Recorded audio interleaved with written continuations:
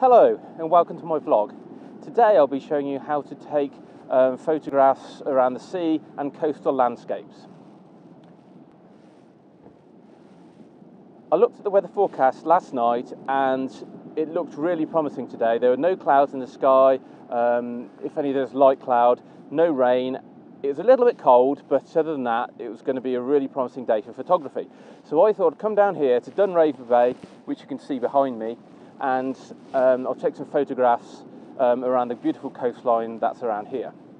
Now Dunraven Bay is just below Southerndown, which is in South Wales between Cardiff and Swansea, and it's the nearest coastal location to me, which is about 2 hours drive away. So I set off early today to get here around lunchtime. It is at the end of December now, so the sun is low in the sky, so the light even at midday is absolutely beautiful and it's good enough for photography.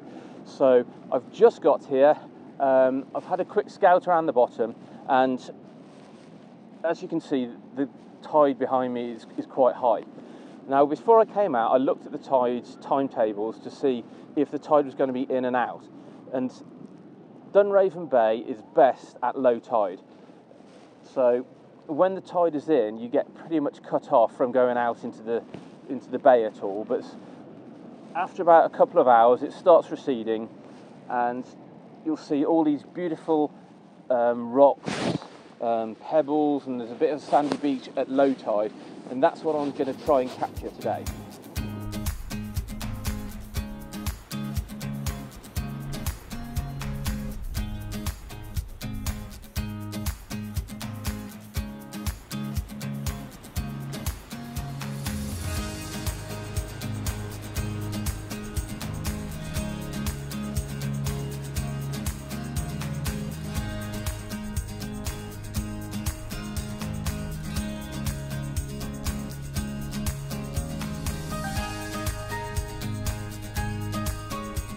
Right, the first thing to do when you come to the beach is always just acclimatise yourself to the waves.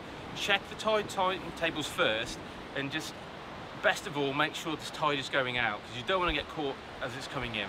There's quite a few photographers have been lost by rogue waves and things like that, and no one comes out to get washed away.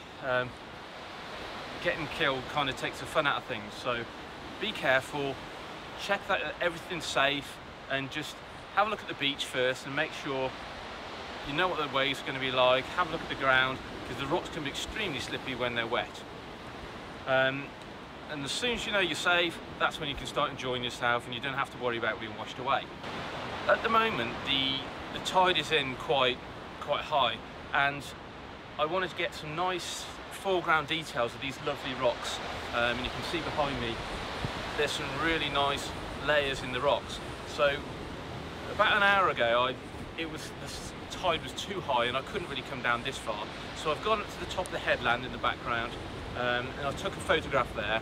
So what I'm going to do now is come down the bottom and just get some nice photographs. And just so I was talking about the waves, some people were just standing on a rock down there, they've just been washed back onto the beach, so just be very careful, especially if you're on your own. What I want to try and capture is a nice bit of foreground rock, and I want to take it just so the waves are crashing over the rocks and the water's falling off around the rock, all around the sides, so you get a nice blurred water coming off the rock, and I think that looks really picturesque, so that's what I'm going to try and look for first. I'm right by the sea now, and I've found these interesting rocks in the foreground. They're quite square, they're not the most picturesque rocks here, but I'm just waiting for this tide to go out a little bit more. And what I'm doing is just letting the waves come in and out, and then I'm going to try and get photographs when they crash over these rocks. Unfortunately, the two foreground rocks are a bit too high, so the waves aren't crashing on the top of them, but they're crashing on the waves behind. And I think they're too far in the distance to be able to see that up close. So I think I'm going to move my composition shortly. But what I'm doing is, I'll just show you what I've got now. We've got these two rocks down here, and I'll show you that on the back of the camera. It turns off. So the sea's coming in, splashing over these rocks, and then we've got these leading lines going down into the sea, and then we've got the cliffs in the background. So I want to try and get all those together. The light's just about to go at the moment, so I'm making the most of it, and just waiting to get some big clouds come in. It looks like there's going to be a big wave coming now, so I'm going to wait and see if I can capture it as it hits over these rocks. I'm quite high up, so it's not going to get me, I hope. Here it comes. No, it seems to... It's going out a bit much now, so the waves are kind of dying before it gets to this bit.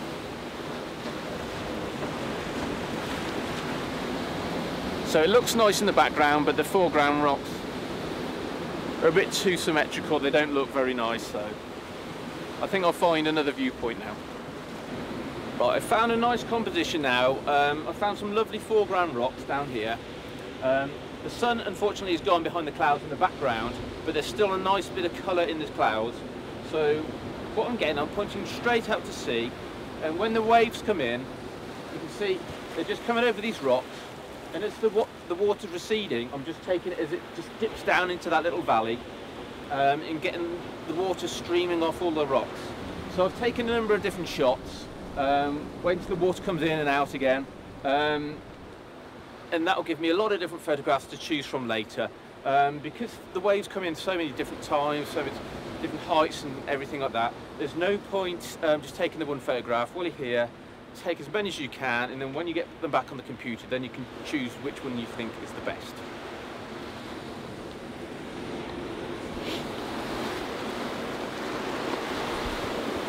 But I'll just show you a close-up of the rocks while I'm here. They've got all these lovely patterns in them.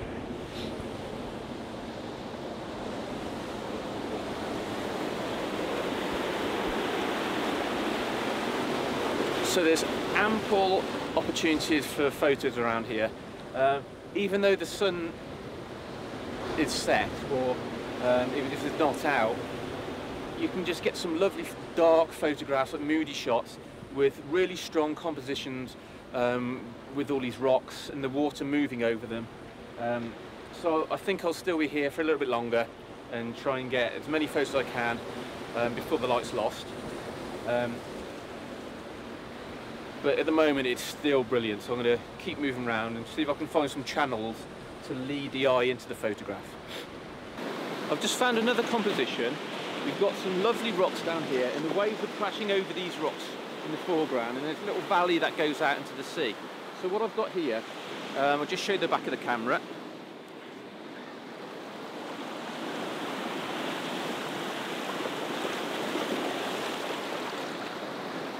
Now that's the composition I've gone for, and I'm just waiting for the waves to come in, crash over the rocks and go down the side.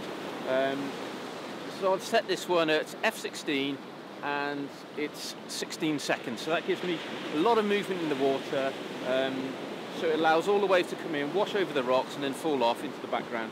And then we've got nice leading lines throughout, and there's lovely colours in the sky behind me, so that should be a nice photograph in portrait. Okay, I found another lovely composition with these beautiful rocks and the little pit holes in them, and all the waves are coming in and crashing over the sides, and we've got this little bit of rock jutting out in the foreground. Now we've got a little channel down here where the water's moving through, and also the other side of the camera, so that gives a nice leading line into this little rock, and then you've got the waves moving from the front to the back, and then you've got the headland in the distance. So I think that looks really nice. The colour's kind of gone now from the sky, but it still looks beautiful, and I might get a nice blue ethereal shot if I can. So I'm just waiting for the waves to start crashing over the rocks now, and I'll take a photograph. It's a 30-second exposure at the moment, so we're not going to see any of the rocks. But what we're going to get is nice blurred movement over the water, and the water coming over the rocks and just falling off, creating small, like mini waterfalls. It's going to hopefully look very nice. So I've got a 3-stop neutral density graduated filter pulled all the way down over the lens to try and darken it to give me a longer exposure. And I've got the f-stop at f16, so that gives me a nice depth of field right in the foreground all the way to the cliffs in the background. I'm still at ISO 100, which gives me nice grain, well, the least amount of grain all the way through. Sorry, there's a load of people in the sea over there. It's the end of December, it's absolutely freezing. I've got a couple of coats on and I'm really cold, so they're crazy. Not for me. So yeah, so this one should be a really nice photo. It's getting darker, so I'm going to take the ND off in a bit so I can get quicker exposures, but I think a 10-second exposure would be quite good to capture the water off the rocks, whereas 30 seconds at the moment is a little bit too long and there's too much blur in the water. Right, it's getting quite dark now, so I'm going to call it a day quite soon. I'm moving towards the car park, so it's still quite safe here. The rocks are very slippy, so you do have to be very careful, especially if you're on your own and it's getting dark. But I've got lots of lights with me, so I think I'll be okay. So I'm going to slowly move back. There's still some nice compositions that I can get with really long exposures. There's a touch of colour and still in the clouds at the back. Then you can see the yellow there, but most of all, it's just very blue. So we can get some nice blue casts to this image, and it'd be quite monochrome. So the photo I've just taken now is this lovely rock down here. It's got a very dark top on it, so unfortunately that's quite dominant in the photograph, so I'm going to try and lighten that in Lightroom. But the rest of the image is quite wet, so it's all reflective. So that does stand out a little bit too much, so I might be able to tone that down. There's nothing else I can really do with that. So I'm just going to walk back now and see if I can get a few more compositions and see how we go. Thank you very much for watching. I really hope you've enjoyed this video, and I hope you've learned something from it. And I've enjoyed doing it. If you have enjoyed it, please leave a comment or give us a thumbs up, and if you haven't already, please subscribe. Thank you very much.